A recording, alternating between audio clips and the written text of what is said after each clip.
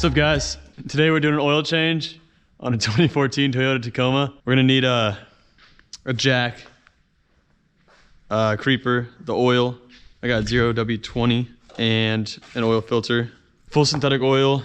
I have 6 quarts and this filter. So I got it from Advanced Auto.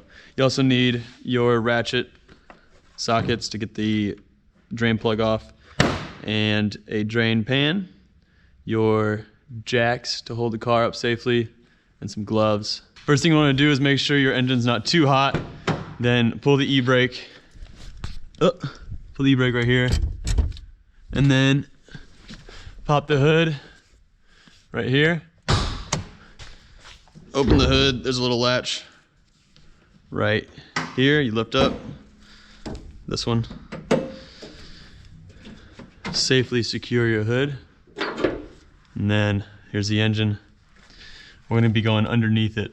To get under it, let's go ahead and lift it.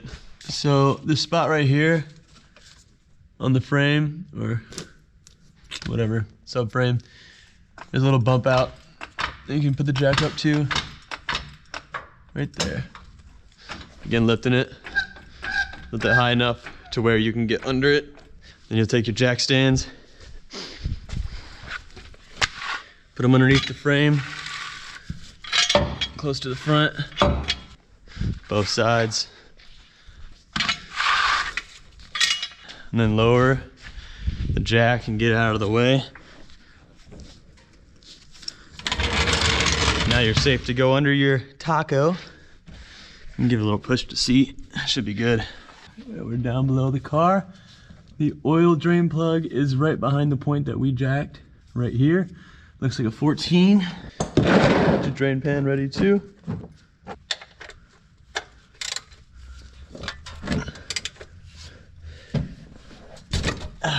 There we go.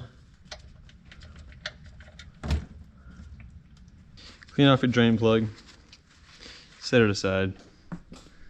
Clean off your hands. I don't know if you can see right there yet, but the black right there is the oil filter. Passenger side. Might need a tool to take it off. I'm gonna get a oil filter wrench. Take off the oil filter. Be sure. Oh, yeah. All right, so once you take your filter all the way out and it's done draining, you're gonna want to return the drain plug, tighten it down, and then we'll get to putting the new oil filter on and filling the new oil back up. All right, I got the drain plug hand tight, and now we're gonna put, since my car is a inline 4, 2.7 liter, we'll be putting 5.1 liters of engine oil into it, which is just into the 6th bottle in here. That's not including the oil filter. So what we're gonna do is take the new oil filter, open it up, and we'll fill that oil filter with fresh oil. So it'll be just over maybe like 5.2 liters, 5.3 liters, we'll see. But we got the new oil here. We'll go ahead and pour it in. We're gonna wanna get as much oil in here as possible. It takes a little bit, a couple seconds for it to absorb into the filter. So if it tops off, wait and see if it goes back down. Just like that. Take some of this oil and rub it on the seal. And then this is the tricky part. Being able to get this filter in without pouring the oil will be the tricky part, but you just want to keep it upright. Put it back into the spot where the old oil filter came in. So I'm gonna do that real quick.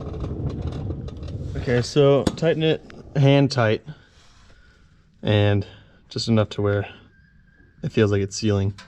And then we are done on this bottom end. You can see I have the oil plug back in. That's also a little bit more than hand tight with the ratchet. And we're going on the top end. I don't know who did this last oil change. I think it was me. Take this off. Now we can start filling it. For the 0.1 liter, we're gonna look at the level it's at. It's at just above 700. So we'll go to 600. Then clean up any oil you spilled on it, like I did. Tighten it back up, and then we'll do the maintenance reset procedure. But first you're gonna wanna lower this down. So same process that we did picking it up, put that jack in the same spot, lift it off the jack stands, take them out and lower it back down. All right, to reset the light, as you can see, when the car is on, right there, maintenance required light. What you're gonna do is get in the car, put your key to the on position, but not running. Make sure you're on one of the trips. So I put on trip A. That's because I use that for my maintenance scheduling. Then you take the key back. Make sure you're not on the normal odometer, the actual like trip. Then take the key back to the ACC position, which is one back. Then you hold the odometer reset, and then you turn the key to on again, and you'll see maintenance light is flashing, and so is this dotted line underneath. When that goes all the way to 0, you're good, you can let go, and your maintenance light is reset, and you're good to go. Then you can start your car and drive it around. Thanks for watching. Check our other videos. We do a lot of how-to videos and videos on building some cars around here. Like and subscribe to follow our content. We got a couple series coming out. Thank you.